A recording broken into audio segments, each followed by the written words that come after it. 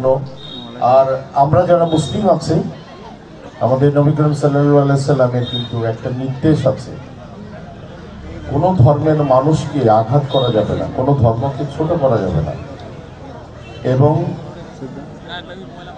শুধু ইসলাম আমাদের বলে কি, সবসময় যেন ইসলামের কিছু কিছু ঘটনা আছে, যে ঘটনার কারণে আমরাই সেরা থাকি আল্লাহর এই মাখলুকাতের মধ্যে। তো সবসময় প্রতিটি মানুষকে সম্মান করব, সহযোগিতা করব, এটি শুধু 5 ওয়াক্ত নামাজের সাথে সাথে আরও কিছু কারুকুলাম আছে যেটাতে ইসলামকে আরো অনেক বড় করে দেয়। যে আমরা ইসলাম কাউকে জোর জবরদস্তি করে না, কোনো কিছু কাউকে জোর জবরদস্তি করার জন্য কোথাও বলে না। ইসলাম ইসলামের গতিতে যখন সুন্দরভাবে চলে না, তখন সবাই কনভার্ট হয়ে আসে ইসলামের ছায়াতলে, এটাই বাস্তব। আমার ছোট্ট একটা ঘটনায় বলি, আমি ফিল্মের মানুষ, ফিল্মের একটি অ্যাচিভ দেখলাম, শাহরুখ খান তার স্ত্রী হিন্দু বিয়ে করেছিলেন, গৌরী খান।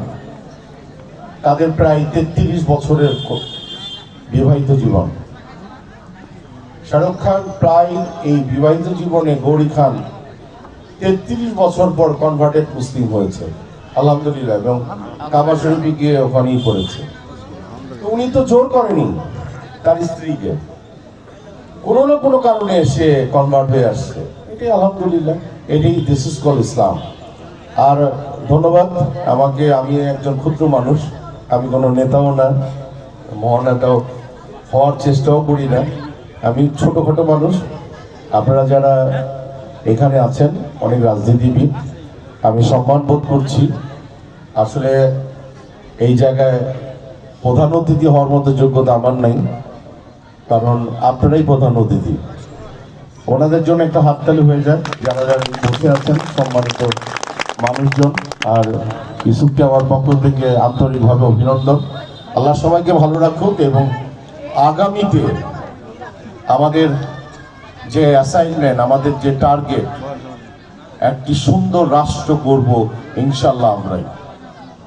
আমরাই রাষ্ট্র করতে পারবো, এবং আমরা দেখিয়ে দিতে চাই যে এদেশের মানুষরা একটি সুন্দর প্ল্যাটফর্মে, এক সময় আমরা ছিলাম একটি প্ল্যাটফর্মে, আবার গ্যাপ হয়েছে, আবার একটা সুন্দর প্ল্যাটফর্মে আমরা যেতে চাই ইনশাল্লাহ।